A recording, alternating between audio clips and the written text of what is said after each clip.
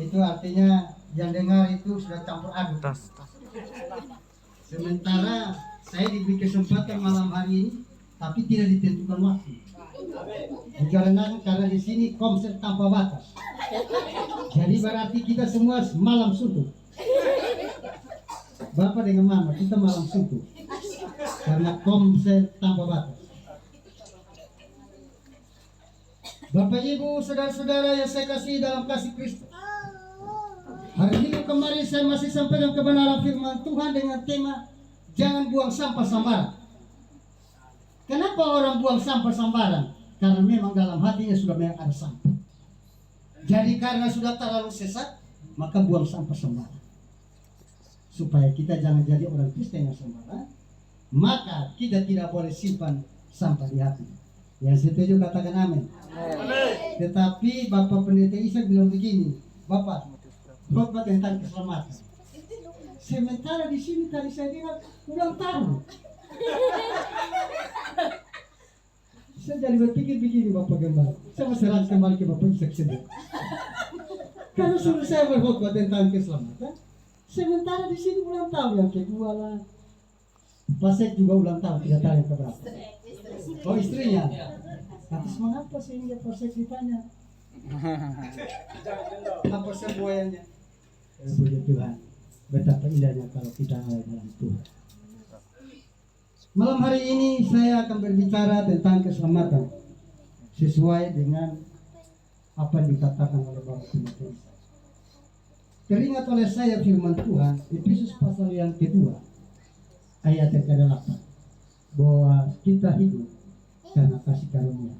Namun sebelum kita sampai pada ayat ini, saya ingin kita belajar tentang seorang tokoh dalam Alkitab bahwa dia diselamatkan karena kasih karunia, bukan karena kekuatan, bukan karena hebatnya dia, bukan karena perbuatan baiknya dia, tetapi karena kasih karunia. Kebenaran firman Tuhan ini juga sudah disampaikan oleh Bapak Gembala, tapi saya percaya bahwa Tuhan punya maksud bagi kehidupan kita. Kita buka bersama dalam Kisah Para Rasul pasal yang ke-10, ayatnya yang pertama sampai pada ayat yang ke-8.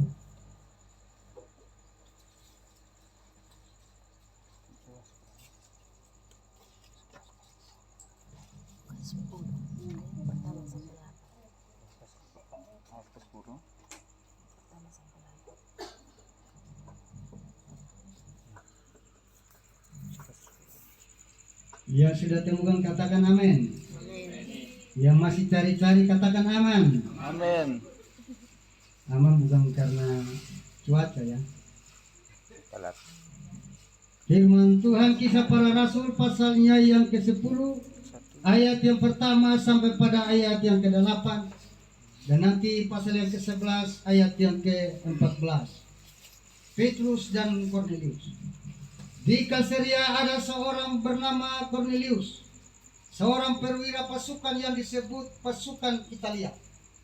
Ia saleh, ia serta seisi rumahnya takut akan Allah, dan ia memberi banyak sedekah kepada umat Yahudi dan senantiasa berdoa kepada Allah. Dalam satu penglihatan kira-kira jam 3 petang, jelas tampak kepadanya seorang malaikat Allah masuk ke rumahnya dan berkata kepadanya, Cornelius. Ia menatap malaikat itu dan dengan takut ia berkata, ada apa Tuhan? Jawab malaikat itu, semua doamu dan sedekahmu telah naik ke hadapan Allah dan Allah mengingat engkau. Dan sekarang suruhlah beberapa orang ke Yope untuk menjemput seorang yang bernama Simon yang disebut Petrus. Ia menumpang di rumah seorang penyamak kulit yang bernama Simon yang tinggal di tepi laut. Setelah malaikat yang berbicara kepadanya itu meninggalkan dia, dipanggilnya 2 orang hambanya beserta seorang prajurit yang saleh dari orang-orang yang selalu bersama-sama dengan dia. Dan sesudah ia menjelaskan segala sesuatu kepada mereka, ia menyuruh mereka ke Yope. Pasalnya yang ke-11 ayat yang ke-14. Ia akan menyampaikan suatu berita kepada kamu yang akan mendatangkan keselamatan bagimu dan bagi seisi rumah.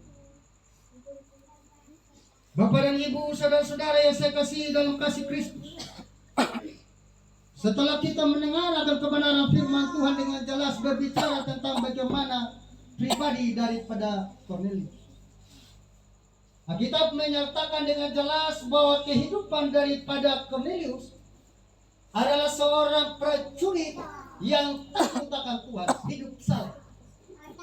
Bukan hanya takut akan Tuhan dan melakukan hal yang baik, tetapi juga keseharian daripada Kornelius itu selalu berdoa kepada Bapa di surga. Bukan hanya berdoa kepada Bapa di surga, tetapi yang dia lakukan selalu memberi sedekah. Karena rutinitas seperti inilah, maka malaikat Tuhan datang berbicara kepada Kornelius bahwa apa yang engkau lakukan itu Tuhan lihat dan Tuhan dengar. Dan Tuhan sudah mengabulkan doa. Tetapi engkau harus menyuruh orang untuk dia pergi ke Yope menjemput seorang hamba Tuhan di sana yang namanya Simon Petrus. Pada pasal yang ke-11 ayat yang ke-14, di situ dikatakan bahwa Simon Petrus datang untuk memberitahukan segala sesuatu kepadamu supaya engkau dan seisi rumahmu selamat.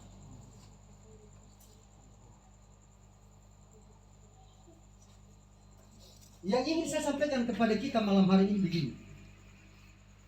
Kornelius itu selain prajurit, orangnya tidak sombong. Kornelius itu selain prajurit, tetapi dia tidak menganggap diri bahwa dia lebih daripada orang lain. Malah yang dia lakukan yaitu melakukan apa yang benar, baik di mata Tuhan maupun di mata masyarakat sekelilingnya. Dan dia lakukan adalah berdoa kepada Bapa. Selain berdoa kepada Bapa, tapi memberi sedekah. Dalam pembacaan kita di sini, bahwa Tuhan ingat akan Kornelius. Tuhan ingat akan Kornelius. Dan karena Tuhan ingat akan Kornelius inilah, maka Tuhan berbicara kepadanya, suruh orang pergi ke Yope untuk menjemput Petrus, yang disebut juga Simon. Dia tinggal pada seorang juga bernama Simon, penyamak.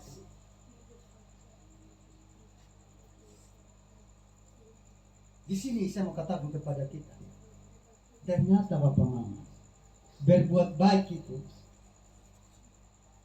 tidak menentukan bahwa kita itu sudah diselamatkan. Berdoa siang hari malam, mungkin kita beranggapan bahwa kita lebih rohani daripada si A. Itu belum menentukan bahwa kita ini selamat. Selalu memberi sedekah, itu juga belum menentukan bahwa kita itu sudah diselamatkan.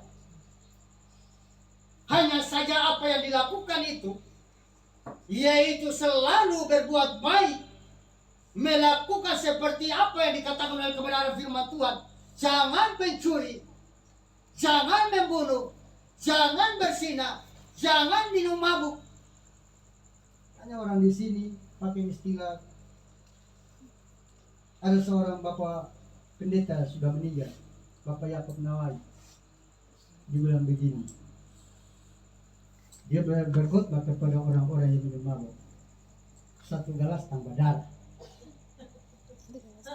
2 gelas naik darah, 3 gelas tumpah darah, 4 gelas masuk penjara, 5 gelas masuk neraka. Mau pilih. Dari apa yang saya lakukan ini, Kornelius tidak melakukan itu. Dia lakukan hidup benar di mata Tuhan, selalu berdoa, selalu memberi sedekah. Tidak genik orang bilang, tidak kikir, sosialnya tinggi. Ini yang dilakukan oleh Kornelius. Bahkan Alkitab mengatakan bahwa dari Kornelius sampai kepada isi rumahnya mengikuti jejak yang dilakukan oleh Kornelius. Semua pada hidup saleh. Dalam pembacaan kita di sini, orang-orang yang diutus untuk menjemput Simon Petrus juga adalah orang-orang benar, orang-orang saleh yang melakukan hal-hal yang bijak karena belajar daripada pribadi si Kornelius. Jadi dikatakan bahwa Komsel ini umurnya berapa? 2. Ini Komsel, tapi orang-orangnya bukan 2 tahun lagi. Orang-orangnya rata-rata usia 40 ke atas ini. Itu berarti sudah dewasa benar itu. Jadi kalau orang dewasa benar itu, maka belajar daripada apa yang ada di dalam keluarga Kornelius. Artinya begini, Kornelius mengajarkan hal yang baik, itu pun sampai kepada pembantu-pembantunya. Maksud saya begini Bapak Mama, kita ini Komsel tanpa batas. Jangan kita keluar dari sini, nanti orang-orang kita punya kejelekan. Atau sebaliknya kita bawa Komsel punya kejelekan di luar.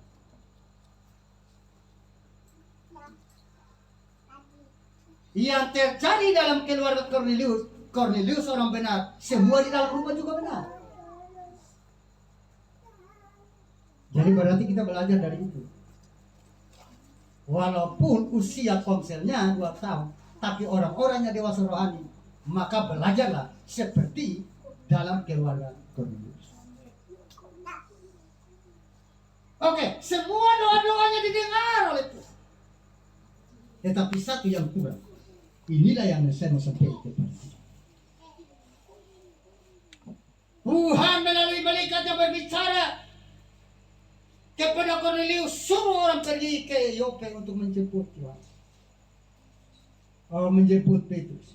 Waktu Petrus datang, Alkitab mengatakan bahwa yang Petrus ceritakan itu yaitu tentang nama Yesus. Orang bisa berdoa baik itu jam 12. Orang bisa berdoa baik itu jam 3 sore. Bisa berdoa jam berapa saja. Berbuat baik, melakukan hal yang baik, tapi itu tidak standarnya untuk masuk surga. Tidak standarnya untuk diselamatkan. Kalau sudah seperti itu yang jadi ukuran berbuat baik dan diselamatkan atau masuk surga, maka Tuhan tidak berbicara kepada Kornelius. Karena tidak ada yang salah pada Kornelius. Tidak ada yang kurang pada Kornelius. Yang kurang adalah dia belum dengar tentang nama Yesus. Itulah sebabnya firman Tuhan datang bahwa Tuhan harus berbicara kepada Kornelius, suruh orang menjemput Petrus untuk menyampaikan kepadanya bahwa di dalam nama Yesus ada kehidupan. Di dalam nama Yesus ada keselamatan. Sama seperti khotbah daripada Petrus. Yaitu Kisah Rasul pasal yang ke-4 ayat yang ke-12. Sebab di bawah kolong langit ini tidak ada keselamatan ada pada siapapun selain di dalam Dia. Kornelius di bawah kolong langit. Kita juga dalam kolong langit. Berarti kita sama-sama di bumi. Amin. Amin. Dan dikatakan bahwa keselamatan tidak ada dalam siapapun selain di dalam Dia.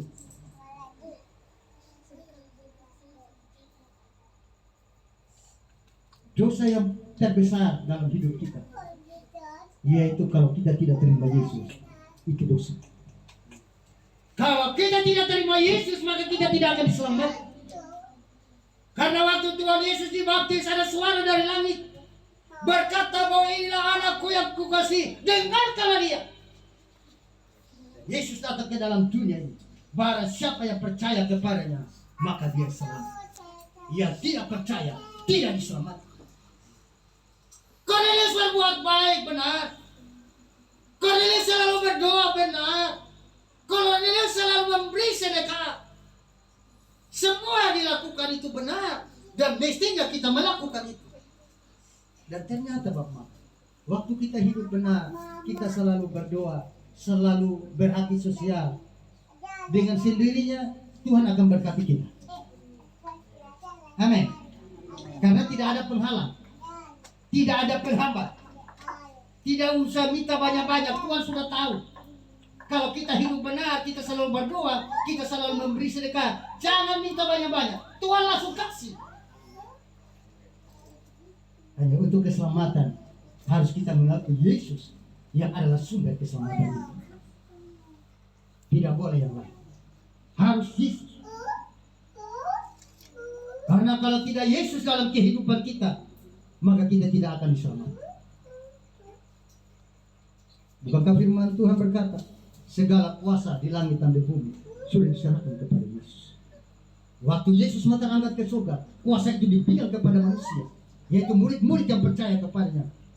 Sehingga dari kuasa itu kita menginjak kepala si ular, yaitu iblis. Jadi berarti iblis tidak berkuasa, kita lah yang berkuasa. Hanya kita kalah dengan tipuan iblis. Malam hari ini, di mana Tuhan datang kepada kita, bukankah perbuatan baik daripada Kornelius, tetapi karena Tuhan ingat, Tuhan sayang, karena kasih karunia. Efesus pasal yang kedua, ayat yang ke-8 sampai pada ayat yang ke-10.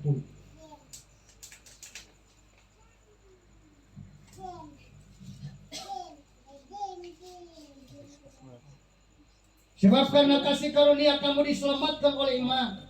Ini bukan hasil usahamu, tetapi pemberian Allah.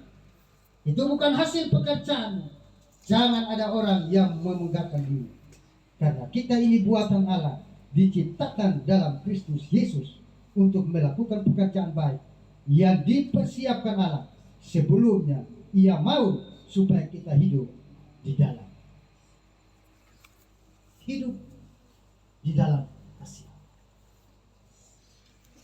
Apa yang dilakukan oleh Kornelius ini sudah tidak salah, tapi belum lengkap kalau dia belum terima Yesus. Waktu dia terima Yesus, Alkitab mengatakan dalam Kisah Rasul pasal yang ke-11 ayat yang pertama sampai seterusnya, di situ waktu dia menerima Yesus, si isi rumahnya diselamatkan. Petrus sampai heran, kenapa sehingga bangsa lain juga diselamatkan? Karena ternyata Tuhan datang ke dalam dunia ini bukan hanya untuk satu suku,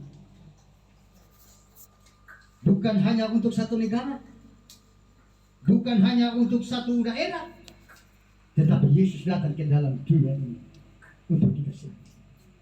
Dan keselamatan bisa terjadi dalam hidup kita kalau kita percaya kepada Yesus. Tidak boleh yang lain. Itu sebabnya malam hari ini kita harus benar-benar percaya bahwa keselamatan itu yang kita miliki dalam kehidupan kita bukan karena hasil usaha kita, tetapi itu karena kasih karunia. Kepada siapa Tuhan mau berkenan, maka dia akan diselamatkan. Ternyata Tuhan ingat. Tuhan ingat siapa dulu? Baru dia beri kasih karunia, dia berikan anugerah. Nah, kalau hari-hari kita hanya beribadah saja, tapi kehidupan kita tidak mempermuliakan, jadi bahan cemoohan orang, jadi batu sambungan orang, ini kita tidak diselamatkan. Walau mulut kita Yesus, tetapi kita tidak akan diselamatkan, karena kita dianggap munafik. Bukan nabi, tetapi pikiran kotor, nafsu.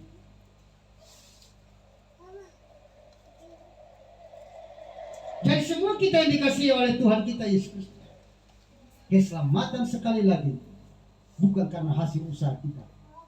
Apa yang dilakukan oleh Kornelius betul, tetapi belum sempurna karena dia belum terima Yesus. Orang kalau dengar tentang nama Yesus, saya membaca dalam Kisah Rasul pasal yang ke-11 di sini. Karena di situ perikopnya dikatakan bahwa Petrus mempertanggungjawabkan baptisannya Kornelius. Ternyata Bapak Mas, langkah untuk orang diselamatkan itu yaitu salah satu dibaptis. Dan baptisan menurut apa yang dikatakan Alkitab, yaitu dibaptis secara selang dalam nama Bapa, Anak, dan Roh Kudus. Amin. Setelah dibaptis, kembali lagi ada baptisan roh. Dia bermanifestasi. Kalau pada zaman nabi-nabi, zaman perjanjian lama, itu Tuhan itu berbicara. Tuhan itu berbicara.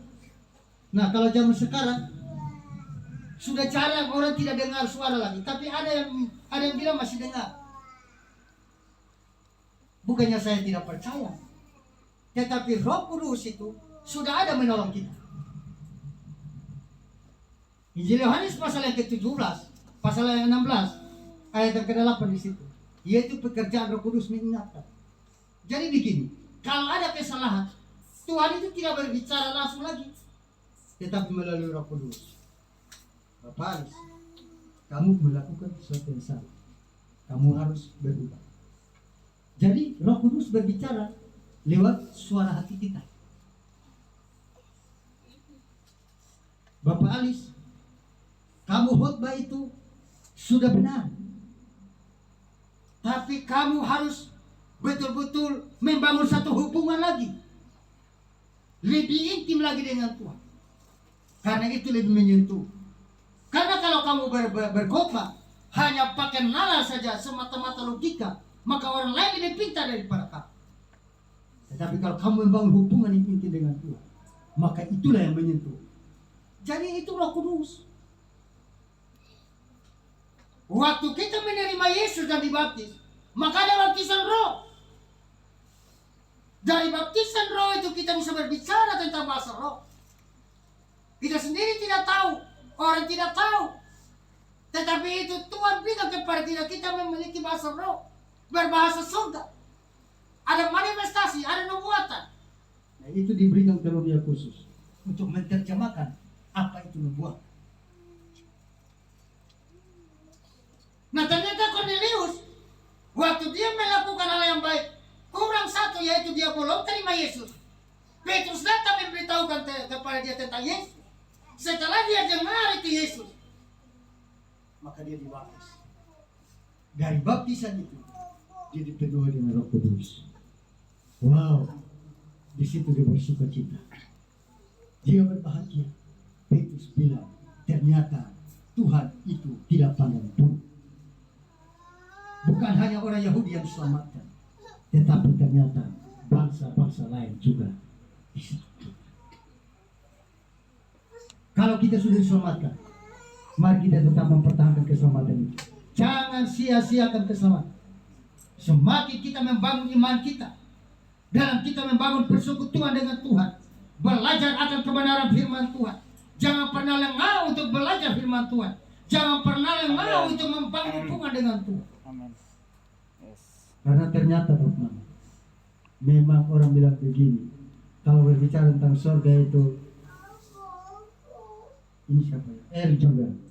El juga tahu bicara tentang surga.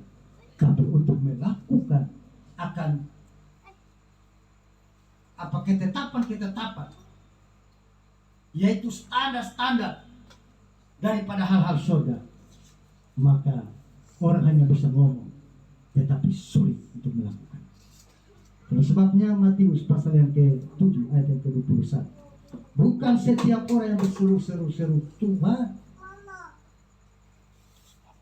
masuk ke dalam kerajaan surga, tetapi orang yang melakukan. Saya bisa melakukan kebenaran firman Tuhan karena ada Bapak Gembala yang mendorong, menasihati, memberikan semangat kepada saya.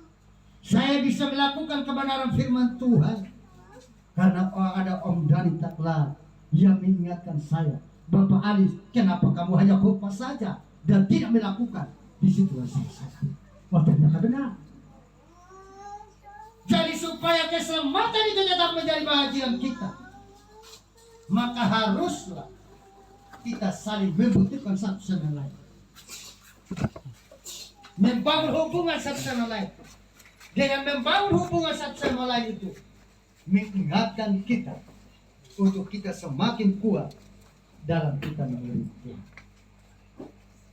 Bapak Ibu, semua kita yang dikasihi oleh Tuhan kita Yesus Kristus. Kebenaran firman Tuhan pada malam hari ini datang kepada kita bahwa untuk selamat itu bukan karena kita berbuat baik saja, tetapi untuk selamat kita harus terima Yesus, yaitu melalui baptisan air, sama seperti apa yang Yesus lakukan, dan juga masuk dalam baptisan Roh Kudus.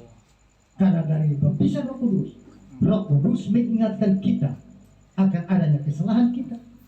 Roh Kudus mengingatkan kita akan adanya kebenaran. Roh Kudus mengingatkan kita bahwa satu kali kelak dunia ini, semua yang ada di dunia ini akan dihakimi. Kalau diukur dari perbuatan baik, maka pasti orang-orang yang bukan Kristen banyak yang diselamatkan karena mereka berbuat baik.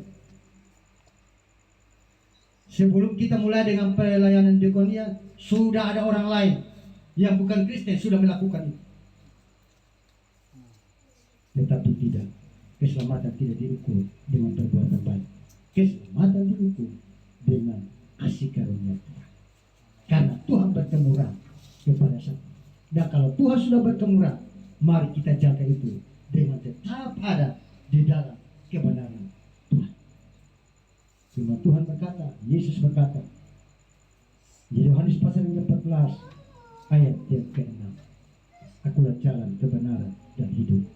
Tidak ada seorang pun sampai kepada Bapa kalau tidak melalui aku. Dari ayat-ayat ini sudah jelas, tidak ada yang bisa masuk surga kalau tidak melalui Yesus. Yesus yang mana? Yaitu Yesus yang hidup, yang datang ke dalam dunia, mati di atas kayu salib, bangkit, dan sekarang sudah ada di surga, menyiapkan tempat. Dan kalau tempat itu selesai, dia akan datang kembali. Dalam doa Injil Yohanes pasal 17, Yesus berkata, aku pergi kepada Bapa. Aku tidak ada dalam dunia ini lagi, tetapi aku berdoa.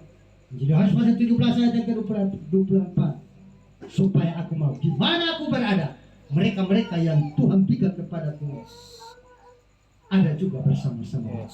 Satu kerinduan Bapa, satu kerinduan Yesus, supaya di mana Yesus ada, kita pun ada. Sekarang Yesus ada di surga, Yesus mau kita juga harus ke surga.